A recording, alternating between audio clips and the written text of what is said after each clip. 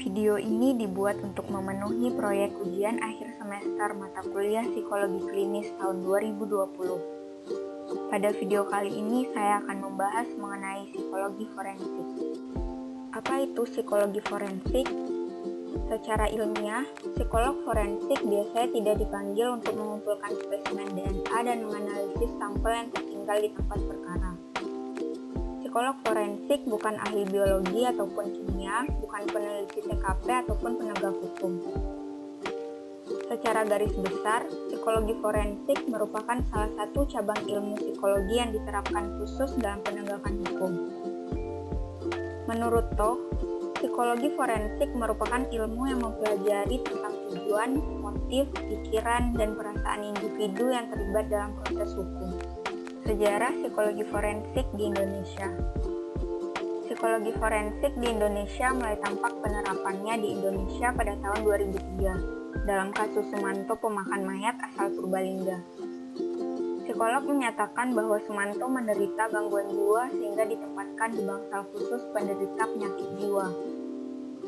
Pada tanggal 3 November tahun 2007, terbentuklah Asosiasi Psikologi Forensik yang merupakan asosiasi ke-13 di Himpunan Psikologi Indonesia. Apa aja sih peran psikolog forensik? Dalam praktik psikologi forensik dibutuhkan 3 bidang ilmu. Yang pertama, bidang klinis. Misalnya dalam mendiagnosis, memberi pengobatan, melakukan tes psikologi, dan epidemiologi kesehatan mental. Yang kedua, bidang forensik. Misalnya, gaya respon, etika forensik, alat dan teknik untuk menilai gejala-gejala yang berhubungan dengan hukum. Yang terakhir, bidang hukum. Misalnya, pengetahuan mengenai hukum dan sistem hukum, pengetahuan mengenai di mana dan bagaimana untuk mendapatkan informasi hukum yang relevan.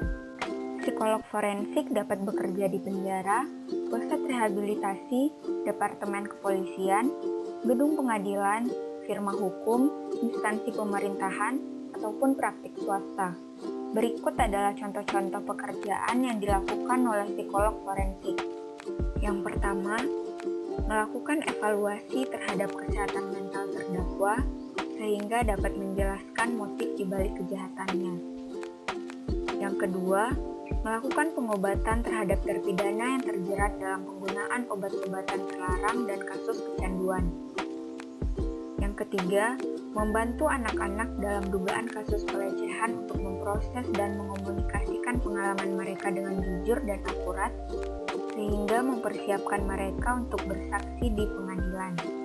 Yang keempat, mempelajari perilaku kriminal, misalnya dengan melakukan wawancara atau melakukan tes psikologi pada pelaku kriminal, orang-orang terdekatnya, dan juga korban-korbannya. Yang kelima, mempelajari TKP dan mengevaluasi bukti tertinggal atau ketiadaan bukti untuk mengembangkan profil penjahat tertentu dan mempersempit daftar tersangka. Yang keenam, menjadi penasehat dalam menyeleksi dewan juri dalam pengadilan beserta aparat kepolisian. Yang ketujuh, menjadi saksi ahli dalam kasus pidana. Yang kedelapan, menasehati legislator mengenai kebijakan publik. Yang kesembilan, melatih hakim dan pengacara mengenai kasus-kasus yang berhubungan dengan psikologi forensik. Yang kesepuluh, bertindak sebagai konsultan pengadilan. Dan yang terakhir, threat assessment, yaitu memprediksi orang yang berpotensi melakukan tindakan kriminal. Demikian informasi yang dapat saya sampaikan. Semoga bermanfaat untuk Anda. Terima kasih sudah menyaksikan.